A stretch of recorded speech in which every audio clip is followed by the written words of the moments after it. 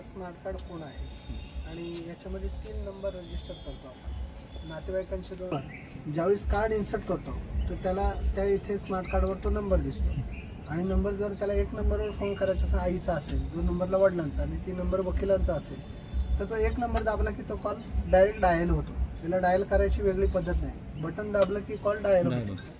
आणि हा त्याचा नंबर आहे सिरियल, सिरियल नंबर असतो. त्यांना आठवड्यातून 3 वेळा ज्या वेळेस फोन करायचा त्यावेळेस ते आपण आपण ते कार्ड इन्सर्ट केलं की आपल्याला तिथं कार्ड नंबर दिसतो. हा बॅलन्स आहे. 1 कॉल होणार तर 1 रुपयाला 1 कॉल आहे, 10 रुपये त्याच्या अकाउंटवरून कट होणार. आणि जर त्याला 1 नंबरवर नीचा मुलांचा असेल तर त्याला, 3 नंबर ॲडव्होकेट असेल तर त्याला फक्त बटन दाबले की कॉल होणार आणि समोर कॉल लागणार. 10 मिनिट तो बोलू शकतो. एक नातेवाईक बोलतात किंवा वकील बोलतात, ह्या सगळ्या गोष्टी याच्यामध्ये स्टोअर होतात आणि रेकॉर्डिंग आपल्याला पाहिजे तेव्हा चेक करता येते. महाराष्ट्रातला हा उपक्रम आहेच, पण सगळ्या सेंट्रल जेलनंतर आपण डिस्ट्रिक्ट जेलमध्ये देखील हा चालू केला आहे.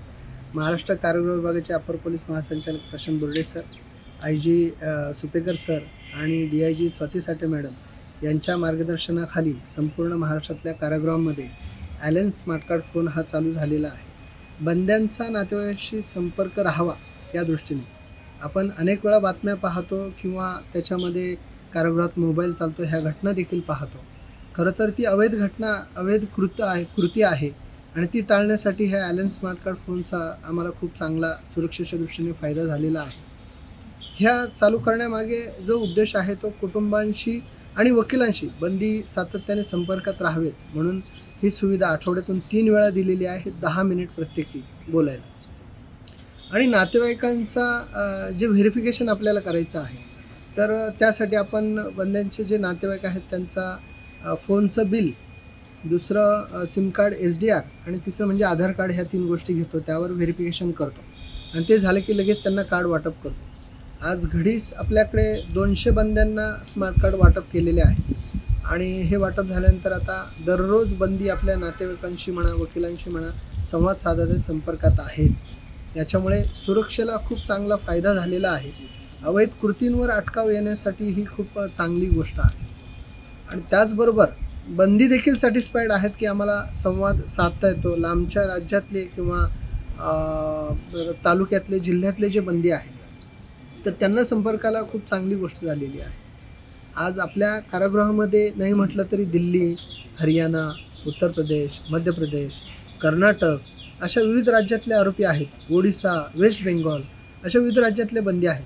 त्यांना संपर्काला ही खूप चांगली सुविधा झालेली आहे आणि याचं सर्व श्रेय आमच्या वरिष्ठांना जातं. अशा प्रकारच्या सुविधेचा बंदी देखील चांगल्या प्रकारे फायदा घेत आहे. साधारण किती वेळ एका बंद्याला, किती महिन्यातनं किंवा आठवड्यातनं असं काय ठरलेलं आहे का त्यामध्ये? आठवड्यातून साधारण 3 वेळा तो बंदी प्रत्येकी 10 मिनिट बोलतो. असे 4 युनिट आपण जेलमध्ये बसवलेले आहेत. पुरुष विभागामध्ये 3 आणि महिला विभागामध्ये 1 सेपरेट युनिट बसवलेलं आहे. बंदी ज्यावेळी संवाद साधतो त्यावेळेस आमचा कर्मचारी देखील प्रेझेंट असतो. हे कॉल देखील रेकॉर्ड होतात आणि रेकॉर्ड झालेले कॉल्स देखील व्हेरीफाय नंतर केले जातात. जर ह्या कॉलमधून बंद्याने जर अवैध कृती करण्याचा प्रयत्न केला तर त्यानुसार त्याच्यावर गुन्हा देखील दाखल करायची एक प्रक्रिया यामध्ये आहे. देश विदेशातील प्रत्येक घडामोडींचे लाईव्ह अपडेट मिळवण्यासाठी आता साम टीव्हीच्या सर्व सोशल मीडिया प्लॅटफॉर्मला लाईक, फॉलो आणि सबस्क्राईब करा. तसंच सर्व नोटिफिकेशनसाठी बेल आयकॉन प्रेस करायला विसरू नका.